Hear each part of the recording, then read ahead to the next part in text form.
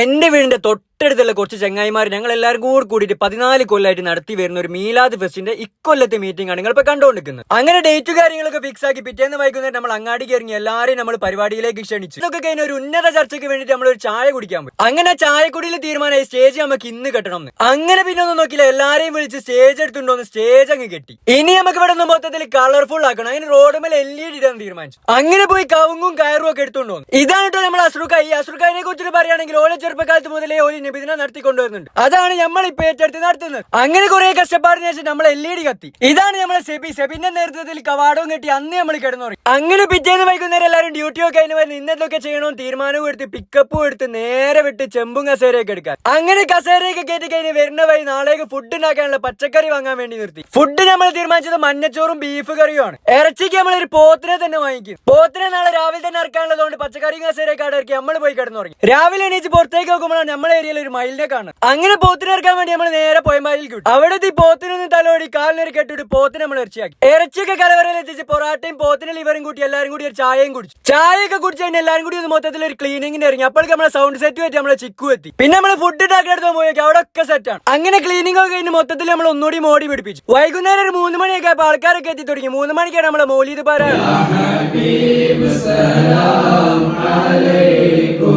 അങ്ങനെ മൗലീദൊക്കെ ഒതുക്കി കഴിഞ്ഞാൽ എല്ലാവരും പുറത്തിറങ്ങി. മൗലീദിന് വന്ന എല്ലാവർക്കും ചായയും കൊടുത്തു. അങ്ങനെ എല്ലാവർക്കും റാഹത്തായി. ഇനി മഗ്‌രിബ് കഴിഞ്ഞിട്ടാണ് നമ്മളെ കുട്ടികളെ പാട്ടും പരിപാടികളൊക്കെ. അങ്ങനെ നിസ്കാരം കഴിഞ്ഞ് നമ്മളെ പരിപാടി